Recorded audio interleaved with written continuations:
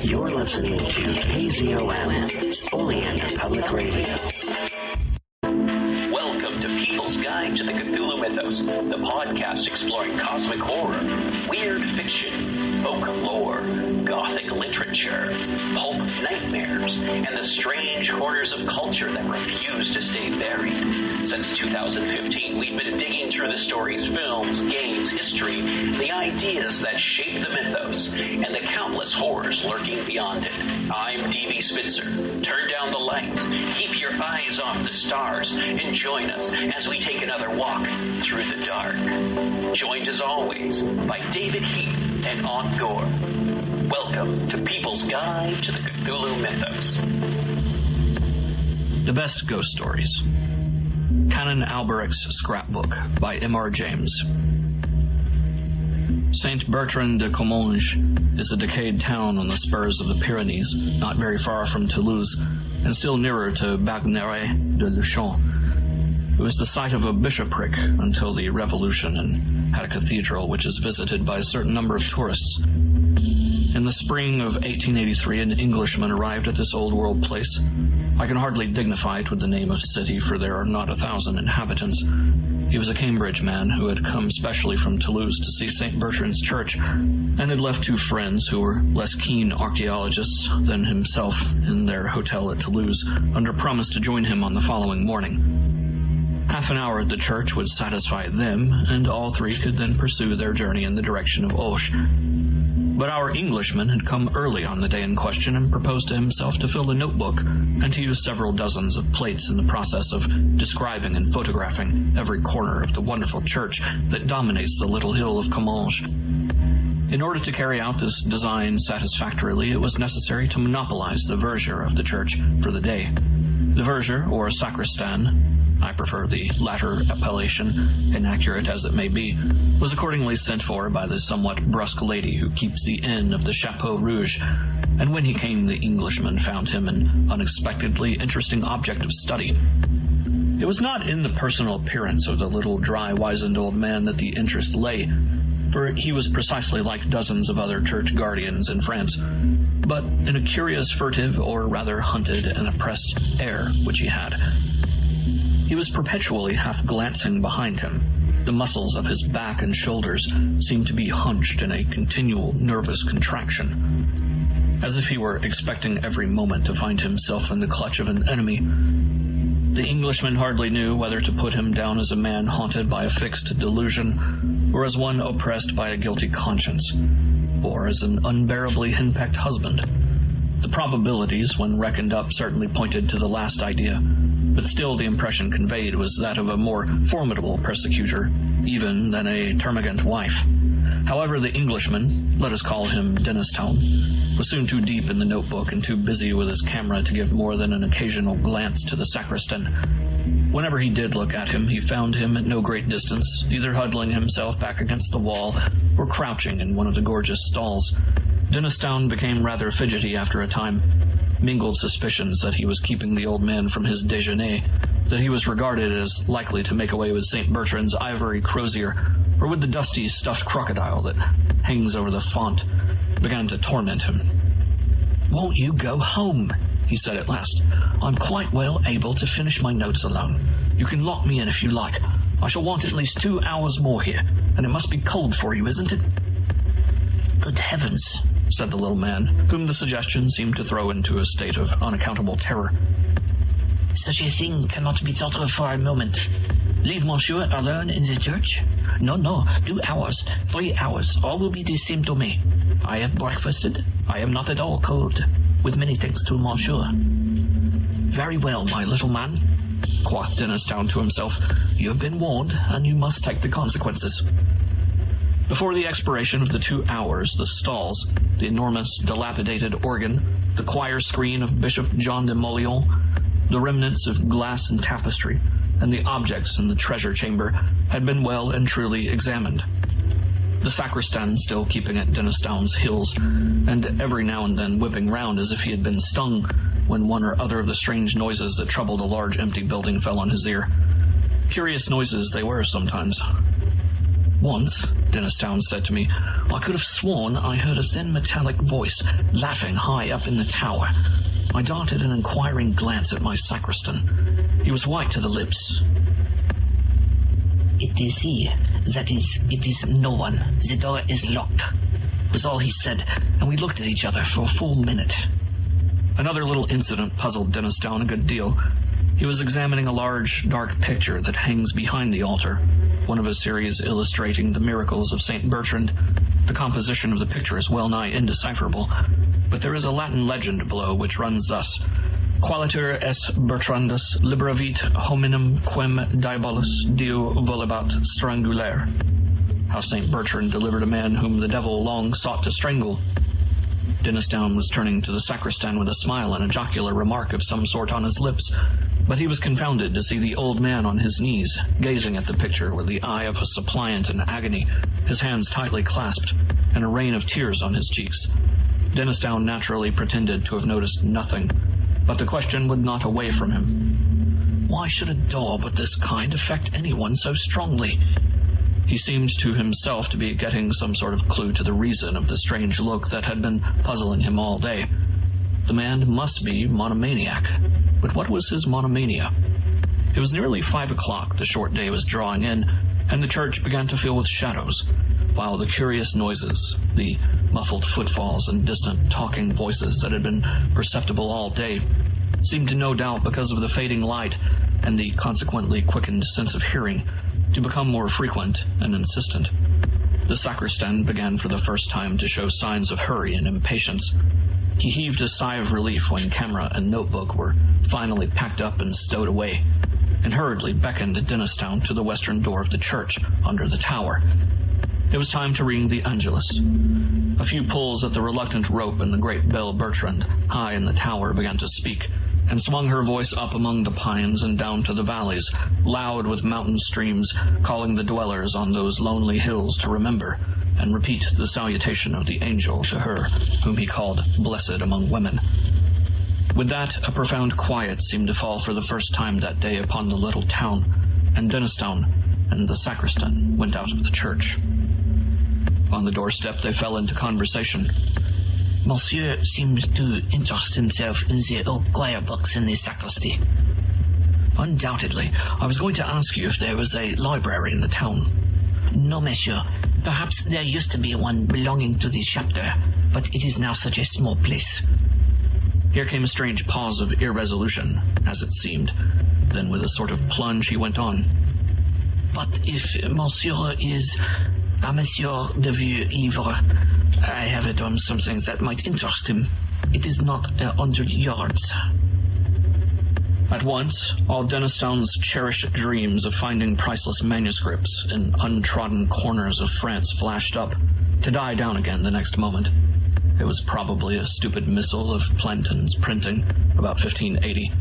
Where was the likelihood that a place so near Toulouse would not have been ransacked long ago by collectors? However, it would be foolish not to go. He would reproach himself forever after if he refused. So they set off.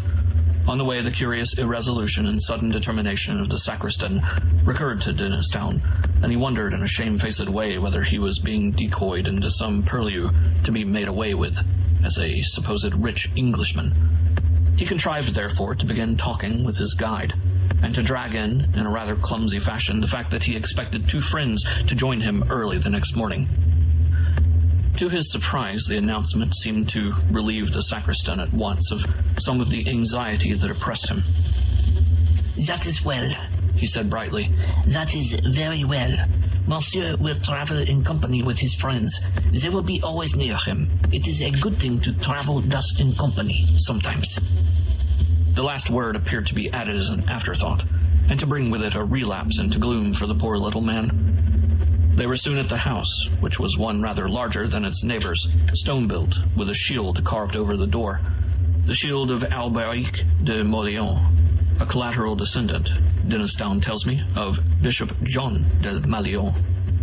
This Alberic was a canon of Comminges from 1680 to 1701. The upper windows of the mansion were boarded up, and the whole place bore, as does the rest of Comminges, the aspect of decaying age. Arrived on his doorstep, the sacristan paused a moment. Perhaps, he said, perhaps after all, Monsieur has not the time. Not at all, lots of time. Nothing to do till tomorrow. Let us see what it is you've got.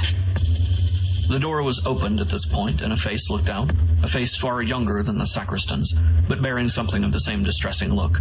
Only here it seemed to be the mark, not so much of a fear for personal safety, as of acute anxiety on behalf of another.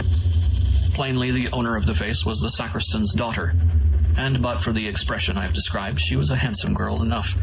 She brightened up considerably on seeing her father accompanied by an able-bodied stranger. A few remarks passed between father and daughter, of which Dennis Down only caught these words, said by the sacristan, "He was laughing in the church." Words which were answered only by a look of terror from the girl. But in another minute they were in the sitting room of the house, a small high chamber with a stone floor full of moving shadows cast by a wood fire that flickered on a great hearth. Something of the character of an oratory was imparted to it by a tall crucifix, which reached almost to the ceiling on one side. The figure was painted of the natural colors. The cross was black. Under this stood a chest of some age and solidity, and when a lamp had been brought and chairs set, the sacristan went to this chest and produced therefrom, with growing excitement and nervousness, as Denniston thought, a large book wrapped in a white cloth, on which cloth a cross was rudely embroidered in red thread. Even before the wrapping had been removed, Dennistown began to be interested by the size and shape of the volume.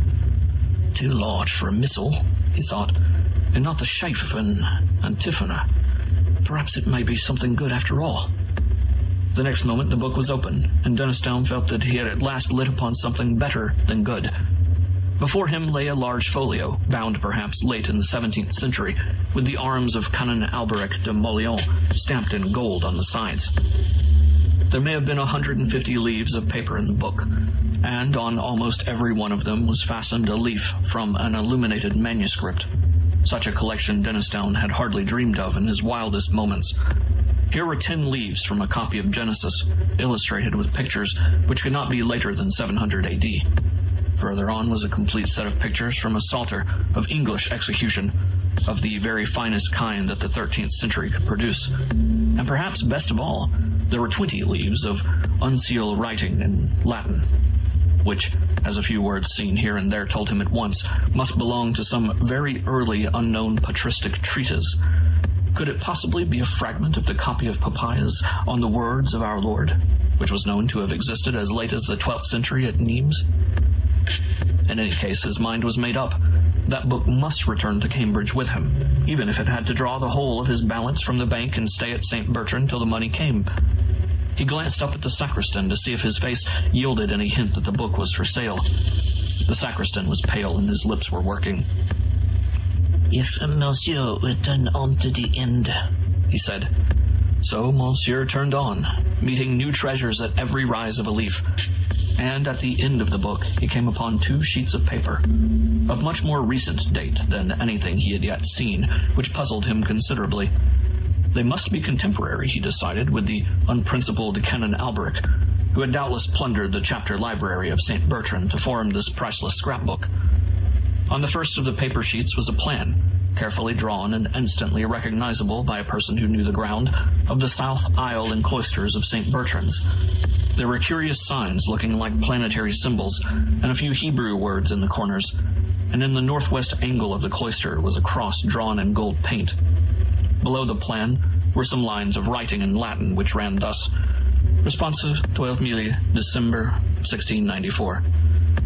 Interrogatum est, and veniamne responsum est, and venies, fiamne divis, fies, vivamne in videndis vivis, moriarne in lecto meo ita. Answers of the 12th of December, 1694. It was asked, shall I find it? Answer, thou shalt. Shall I become rich? Thou wilt. Shall I live an object of envy?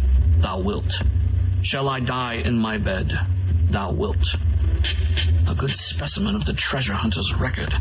Quite reminds me of Mr. Minor Canon Quatermain in Old St. Paul's, was Dennistown's comment, and he turned the leaf. What he then saw impressed him, as he has often told me, more than he could have conceived any drawing or picture capable of impressing him. and though the drawing he saw is no longer in existence, there is a photograph of it, which I possess, which fully bears out that statement. The picture in question was a sepia drawing at the end of the 17th century, representing, one would say at first sight, a biblical scene. For the architecture, the picture represented an interior, and the figures had that semi-classical flavor about them which the artists of 200 years ago thought appropriate to illustrations of the Bible. On the right was a king on his throne, the throne elevated on 12 steps, a canopy overhead, soldiers on either side. Evidently King Solomon. He was bending forward with outstretched scepter in attitude of command. His face expressed horror and disgust. Yet there was in it also the mark of imperious command and confident power. The left half of the picture was the strangest, however. The interest plainly centered there. On the pavement before the throne were grouped 4 soldiers, surrounding a crouching figure which must be described in a moment. A 5th soldier lay dead on the pavement, his neck distorted, and his eyeballs starting from his head. The 4 surrounding guards were looking at the king. In their faces the sentiment of horror was intensified. They seemed, in fact, only restrained from flight by their implicit trust in their master. All this terror was plainly excited by the being that crouched in their midst. I entirely despair of conveying by any words the impression which this figure makes upon anyone who looks at it. I recollect once showing the photograph of the drawing to a lecturer on morphology, a person of, I was going to say, abnormally sane and unimaginative habits of mind. He absolutely refused to be alone for the rest of that evening, and he told me afterwards that for many nights he had not dared to put out his light before going to sleep. However, the main traits of the figure I can at least indicate. At first you saw only a mass of coarse, matted black hair. Presently it was seen that this covered a body of fearful thinness, almost a skeleton, but with the muscles standing out like wires. The hands were of a dusky pallor, covered, like the body, with long coarse hairs, and hideously taloned. The eyes touched in with a burning yellow, had intensely black pupils, and were fixed upon the throned king with a look of beast-like hate. Imagine one of the awful bird-catching spiders of South America translated into human form and endowed with intelligence just less than human, and you will have some faint conception of the terror inspired by the appalling effigy. One remark is universally made by those to whom I have shown the picture. It was drawn from the life. As soon as the first shock of his irresistible fright had subsided, Dennistoun stole a look at his hosts. The sacristan's hands were pressed upon his eyes. His daughter, looking up at the cross on the wall, was telling her beads feverishly. At last the question was asked, "Is this book for sale?" There was the same hesitation, the same plunge of determination that he had noticed before. And then came the welcome answer. "If monsieur pleases." "How much do you want for it?" "I will take 250 francs. This was confounding. Even a collector's conscience is sometimes stirred, and Dennistoun's conscience was tenderer than a collector's. "My good man," he said again and again, "your book is worth far more than 250 francs. I assure you, far more." But the answer did not vary. "I will take 250 francs, not more." There was really no possibility of refusing such a chance. The money was paid, the receipt signed, a glass of wine drunk over the transaction, and then the sacristan seemed to become a new man. He stood upright. He ceased to throw those suspicious glances behind him. He actually laughed, or tried to laugh. Dennistoun rose to go. "I shall have the honor of accompanying monsieur to his hotel," said the sacristan. "Oh, no thanks. It isn't 100 yards. I know the way perfectly, and there is a moon." The offer was pressed 3 or 4 times and refused as often. "Then monsieur will summon me if he finds occasion. He will keep middle of the road, the sides are so rough." Certainly, said Dennistoun, who was impatient to examine his prize by himself, and he stepped out into the passage with his book under his arm. Here he was met by the daughter. She, it appeared, was anxious to do a little business on her own account, perhaps like Gehazi, to take somewhat from the foreigner whom her father had spared. "A silver crucifix and chain for the neck, monsieur, would perhaps be good enough to accept it." Well, really, Dennistoun hadn't much use for these things. What did mademoiselle want for it? "Nothing. nothing in the world. Monsieur is more than welcome to it. The tone in which this and much more was said was unmistakably genuine, so that Dennistoun was reduced to profuse thanks, and submitted to have the chain put round his neck. It really seemed as if he had rendered the father and daughter some service which they hardly knew how to repay. As he set off with his book, they stood at the door looking after him, and they were still looking when he waved them a last good night from the steps of the Chapeau Rouge. Dinner was over, and Dennistoun was in his bedroom, shut up alone with his acquisition. The landlady had manifested a particular interest in him, since he had told her that he had paid a visit to the sacristan and bought an old book from him. He thought, too, that he had heard a hurried dialogue between her and the said sacristan in the passage outside the salle à manger. Some words to the effect that Pierre and Bertrand would be sleeping in the house had closed the conversation. At this time, a growing feeling of discomfort had been creeping over him. Nervous reaction, perhaps, after the delight of his discovery. Whatever it was, it resulted in a conviction that there was someone behind him, and that he was far more comfortable with his back to the wall. All this, of course, weighed light in the balance as against the obvious value of the collection he had acquired. And now, as I said, he was alone in his bedroom, taking stock of Canon Alberic's treasures, in which every moment revealed something more charming. "Bless Canon Alberic," said Dennistoun, who had an inveterate habit of talking to himself. "I wonder where he is now. Dear me, I wish that landlady would learn to laugh in a more cheering manner. It makes one feel as if there was someone dead in the house. Half a pint more, did you say? I think perhaps you're right. I wonder what that crucifix is that the young woman insisted on giving me. Last century, I suppose. Yes, probably. It is rather a nuisance of a thing to have round one's neck. Just too heavy. Most likely her father had been wearing it for years. I think I might give it a clean-up before I put it away." He had taken the crucifix off and laid it on the table, when his attention was caught by an object lying on the red cloth just by his left elbow. 2 or 3 ideas of what it might be flitted through his brain with their own incalculable quickness. A pin wiper. No such thing in the house. A rat? No, too black. A large spider. I trust to goodness not. No. Good God, a hand like the hand in that picture. In another infinitesimal flash he had taken it in. Pale, dusky skin covering nothing but bones and tendons of appalling strength. Coarse black hairs, longer than ever, grew on a human hand. Nails rising from the ends of the fingers and curving sharply down and forward, gray, horny, and wrinkled. He flew out of his chair with deadly, inconceivable terror clutching at his heart. The shape, whose left hand rested on the table, was rising to a standing posture behind his seat, its right hand crooked above his scalp. There was black and tattered drapery about it. The coarse hair covered it, as in the drawing. The lower jaw was thin. What can I call it? Shallow, like a beast's. Teeth showed behind the black lips. There was no nose. The eyes of a fiery yellow against which the pupils showed black and intense, and the exulting hate and thirst to destroy life which shone there were the most horrifying feature in the whole vision. There was the intelligence of a kind in them, intelligence beyond that of a beast, below that of a man. The feelings which this horror stirred in Dennistoun were the intensest physical fear and the most profound mental loathing. What did he do? What could he do?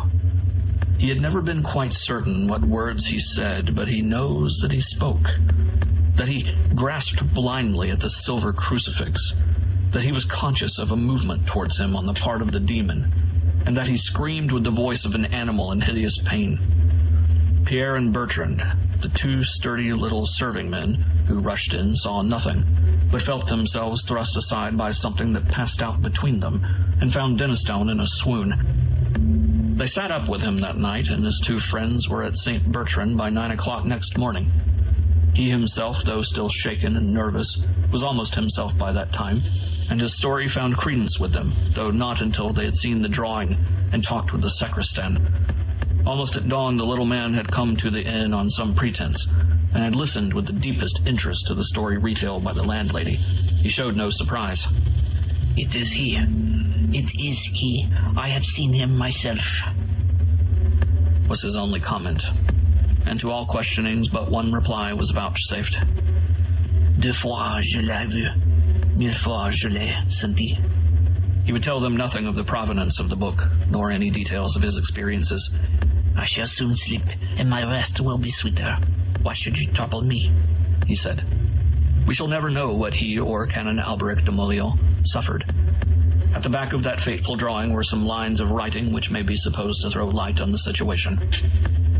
Contradictio Salomonis cum demonio nocturno. Albericus de Molion delineavit vi Deus in auditorium bis qui habitat. Sancta Bertrand demonorium effugator intercede pro mi miserimo. Primum uidi nocte, 12 December 1694, videbo mox ultimum. Peccavi e passus son plura ad hoc passerus. December 29, 1701. I've never quite understood what was Dennistoun's view of the events I've narrated. He quoted to me once a text from Ecclesiasticus. Some spirits there be that are created for vengeance, and in their fury lay on sore strokes. On another occasion, he said, Isaiah was a very sensible man. Doesn't he say something about night monsters living in the ruins of Babylon? These things are rather beyond us at present. Another confidence of his impressed me rather, and I sympathized with it. We had been last year to Comminges to see Canon Alberic's tomb. It is a great marble erection with an effigy of the canon and a large wig and soutane, and an elaborate eulogy of his learning below. I saw Dennistoun talking for some time with the vicar of St. Bertrand's, and as we drove away, he said to me, I hope it isn't wrong. You know, I am a Presbyterian, but I believe there will be a saying of Mass and singing of dirges for Alberic de Molion's rest. Then he added, with a touch of the northern British in his tone, I had no notion they came so dear. The book is in the Wentworth collection at Cambridge. The drawing was photographed and then burnt by Dennistoun on the day when he left Comminges on the occasion of his first visit. For your reading pleasure, 3 books by D.B. Spitzer. Looking for something strange to read, cook, or drink? Charcuterie. The alchemy of salt, smoke, and time explores the ancient craft of preserving meat, transforming humble ingredients through patience, technique, and a little culinary magic. Neon and Noir, a cyberpunk bar guide, takes you into the rain-soaked night, serving up futuristic cocktails, dangerous establishments, criminal contacts, and everything you need to build a bar beneath the glow of corporate neon. And Architects of Cosmic Dread, Proto-Cosmic Horror, uncovers writers' stories and unsettling ideas that helped create cosmic horror before the genre had a name. Food, cocktails, literary history, and worlds both delicious and disturbing. Check out the show notes to find out more.